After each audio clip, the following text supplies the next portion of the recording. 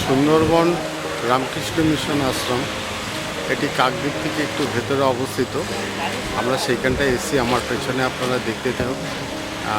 আমরা পুরো ভিডিওটা আপনাদের দেখাবো, আপনারা দেখতে থাকুন।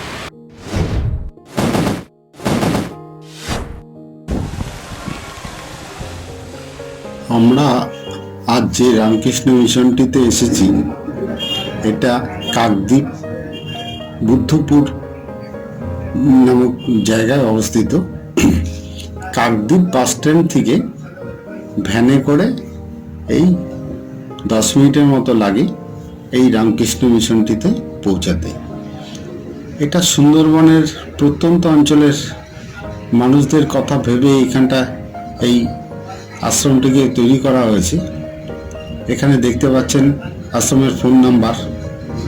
আপনারা এই রামকৃষ্ণ মিশনে এসে থাকতেও পারেন, থাকা খাওয়ার ব্যবস্থা আছে, তবে আগের থেকে অবশ্যই ফোন করে আসতে হবে।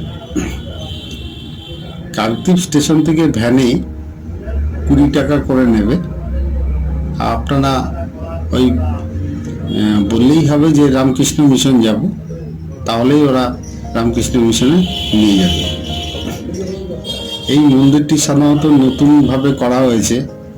আমি আজ থেকে প্রায় 20 বছর আগে একবার এসেছিলাম, তখন খুব ছোট্ট ছিল, এখন অনেকটাই বড় হয়েছে।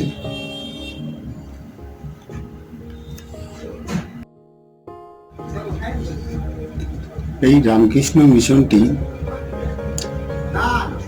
এখানে মহিলাদের স্বনির্ভরের উদ্দেশ্যে বিভিন্ন রকম ট্রেনিং এখানে করানো হয়। যারা বিভিন্ন রকম ট্রেনিং নিতে চান মহিলারা, এই যে দেখতে পাচ্ছেন মহিলারা, এরা সব ট্রেনিং নেওয়ার জন্যই এখানে এসছে।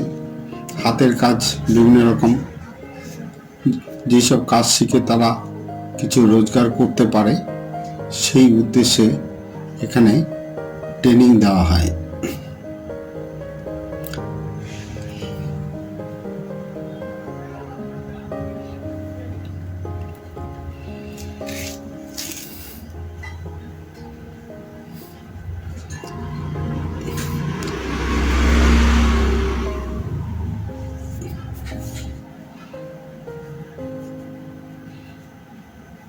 ভেতরে বিভিন্ন গাছপালা রয়েছে। এই যে বিল্ডিংটা দেখতে পাচ্ছেন, এখানে থাকার ব্যবস্থা রয়েছে। বিভিন্ন ট্রেনিং প্রোগ্রামের সুন্দরবনের দূর দূরান্ত থেকে যারা আসে তাদের থাকার ব্যবস্থা আশ্রম কর্তৃপক্ষের সঙ্গে আলোচনা করে সেগুলো করতে হয়। পাশেই সুন্দরবনের নদী রয়েছে, ছাদের উপরে উঠলেই দেখা যায় নদী দিয়ে ঘেরা চারিদিকটা। এখানে খাওয়া দাওয়ার ব্যবস্থা, এখানে এই বিল্ডিংটায় ওই পেছনে রান্না বান্না হয়, এখানে খাওয়া দাওয়া হয়। সাধারণত এ হচ্ছে মন্দিরের ভেতরের দৃশ্য। মহারাজ, যিনি এই মহারাজই এই রামকৃষ্ণ মিশনের দায়িত্বে রয়েছেন, তিনি পুজো করছেন। উনি আমাদের বললেন যে তোমরা একটু বসো, আমি পুজোটা সেরে আসছি। তো আমরা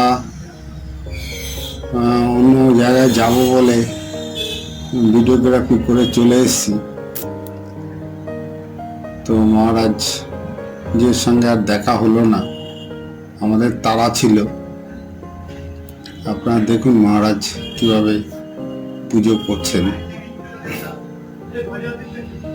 এই বিল্ডিংটি একটা সময় খুবই ছোট্ট একটা কুঠির ঘরের মতো ছিল, আজ অনেক বড়, বেশ সুন্দর মন্দির তৈরি করা হয়েছে। দেওয়ালে বিভিন্ন মুনি ঋষিদের ছবি রয়েছে।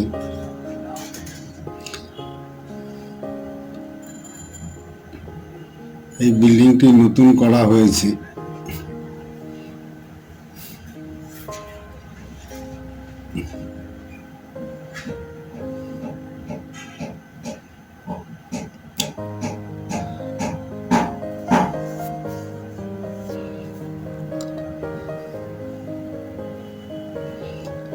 মন্দিরের প্রার্থনা গৃহ, এখানে বসে প্রার্থনা করে।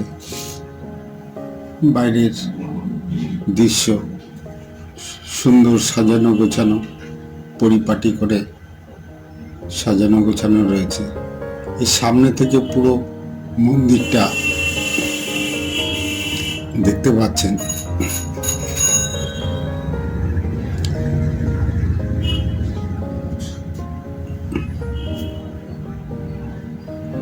সুন্দরবন রামকৃষ্ণ আশ্রম।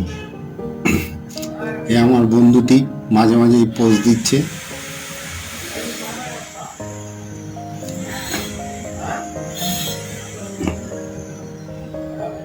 সাইড থেকে মন্দিরের দৃশ্য।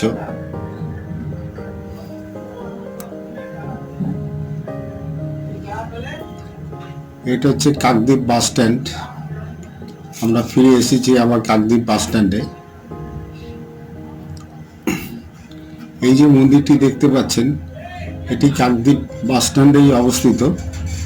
শ্মশান কালীবাড়ি আর শ্মশান কালী মন্দির। আমরা যখন এসেছি তখন মন্দিরটি বন্ধ ছিল, তাই মন্দিরের ভেতরটা আমরা দেখাতে পারলাম না। বাইরে থেকে আমরা দেখাচ্ছি। মন্দিরটি খুবই সুন্দর। সকালবেলায় আমরা যাচ্ছিলাম এখান দিয়ে, মন্দিরে পুজো দেওয়ার জন্য প্রচুর ভিড় ছিল। তখন আমরা ছবি তুলতে পারিনি, এই ফেরার পথে আমরা তুলছি।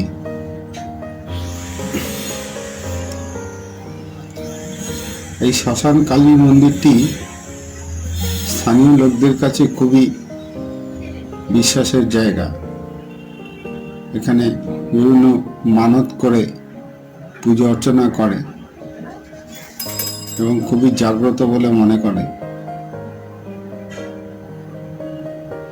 এই মন্দিরের ভিতরের দৃশ্য। পাশেই একটি ফোয়ারা আছে। এরপর আমরা চলে এসেছি সুন্দরবনের একটি নদীতে, যাচ্ছি ভারত সেবাশ্রম সংঘ। যদিও এই ভিডিওটা আমার অন্য একটা ভিডিওতে রয়েছে। ভারত সেবাশ্রম সঙ্গে যাওয়ার পথে এই নদীটা পড়েছিল। অপূর্ব দৃশ্য।